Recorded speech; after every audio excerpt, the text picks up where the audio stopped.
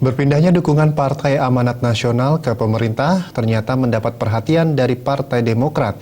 Partai Demokrat menilai seharusnya PAN berkonsultasi terlebih dahulu dengan Koalisi Merah Putih sebelum menyatakan dukungannya kepada pemerintah. Kemudian di sebelah Pak Syarif, Pak Amin. Meski tidak masuk dalam barisan Koalisi Merah Putih atau KMP, Partai Demokrat tetap memiliki pandangan sendiri terkait berpindahnya dukungan yang diberikan Partai Amanat Nasional kepada pemerintah. Wakil Ketua Umum Partai Demokrat Syarif Hasan mengatakan, seharusnya PAN berkonsultasi dengan KMP sebelum mendeklarasikan diri mendukung pemerintah.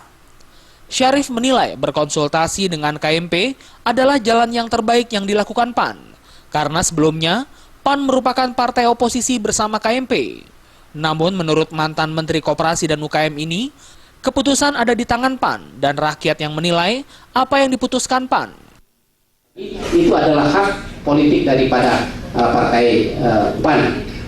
Apa konsekuensinya? Ya tentu rakyat yang akan menilai. Ya, kami tidak memiliki suatu hak politik untuk mengatakan itu betul atau itu adalah salah. Tetapi sekali lagi, karena PAN adalah bagian dari KMP, sekarang keberadaan dia sebagai ketua MPR juga atas dukungan KMP, maka seyogianya juga harus berdiskusi dengan KMP. Beberapa waktu lalu, Ketua Umum PAN Zulkifli Hasan bertemu dengan Presiden Jokowi di Istana Negara Jakarta. Usai pertemuan tersebut, Zulkifli mengumumkan soal dukungan PAN kepada pemerintah. Dukungan yang diberikan PAN ini adalah untuk membantu pemerintah dalam mengatasi melambatnya perekonomian nasional. Namun PAN juga menegaskan bahwa PAN tetap bersama barisan KMP, meski mendukung pemerintah. Namun banyak isu yang beredar dukungan PAN ini karena dijanjikan akan mendapatkan jatah di kabinet.